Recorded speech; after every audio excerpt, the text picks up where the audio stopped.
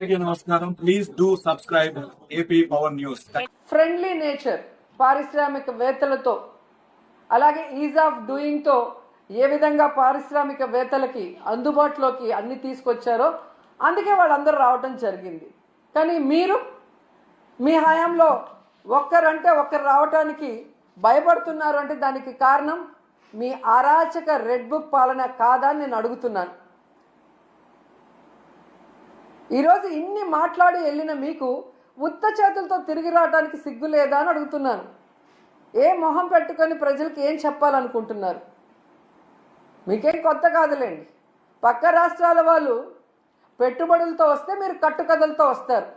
ఎవరి మీద తోసేద్దామా, ఏం చెప్పి తప్పించుకుందామా అన్న కార్యక్రమం మీకు తెలిసినంత బాగా ఎవరికి తెలీదు. దీనికోసం కాదు మీకు ఓట్లేసింది, మీకు అధికారం ఇచ్చింది, మీకు పదవులు ఇచ్చింది.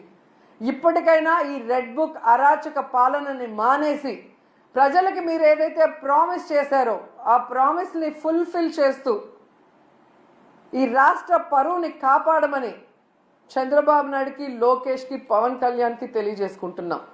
ఎందుకంటే పవన్ కళ్యాణ్ గారు ఏదో మత్తులో మాయలో ఉన్నారు. చంద్రబాబు నాయుడు మత్తు మాయలో.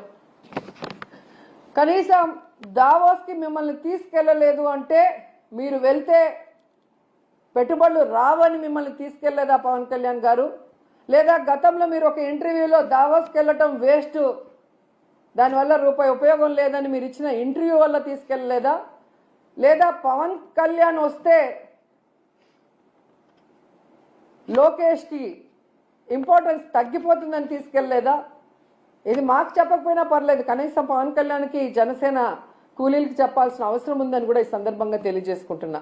ఎందుకంటే అంత పెద్ద వేదిక మీద లోకేష్ సీఎం అయితే బాగుంటుంది, డిప్యూటీ సీఎం అయితే బాగుంటుంది అని ఎలా భజన చేశారో, ఆ భజన చూసి పారిశ్రామికవేత్తలు ఎలా అవాక్కయ్యారో కూడా అందరూ గమనించారు. సో చంద్రబాబు నాయుడు గారు మీరు వచ్చి 7 నెలల కాలం అవుతుంది. ఈ రాష్ట్ర పరువు ప్రతిష్ట దిగజార్చే విధంగా మీరు పరిపాలిస్తున్న విషయాన్ని ఇప్పటికైనా గుర్తించండి.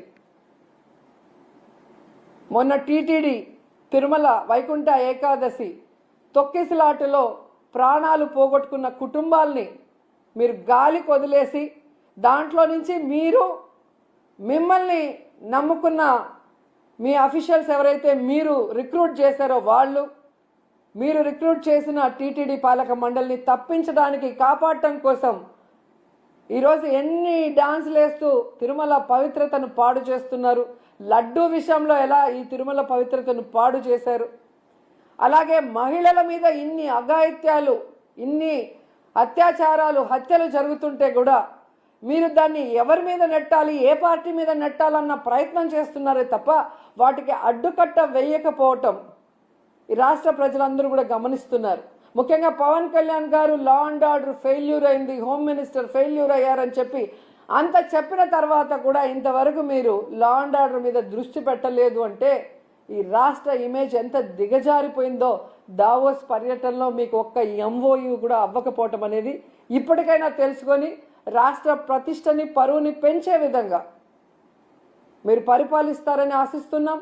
అలాగే ఈ రాష్ట్రంలో తప్పుడు కేసులు, ఈ రాష్ట్రంలో మీకు నచ్చని వాళ్ళ మీద ఏదో రకంగా కక్ష సాధింపు చేయాలి అంటే అది కరెక్ట్ కాదు. ఎందుకంటే ఎప్పటికీ మీరు ఉండరు. రాబోయే కాలంలో జగన్మోహన్ రెడ్డి గారు ఖచ్చితంగా ముఖ్యమంత్రి అవుతారు.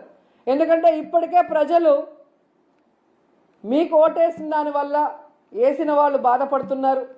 ఈవీఎంల వల్ల మీరు గెలిచారనుకున్న వాళ్ళు మీరు దిగిపోవాలని ప్రార్థనలు చేస్తున్నారు. ఎందుకంటే మీ వల్ల పేదవాళ్ళ. Please subscribe our channel AP power news.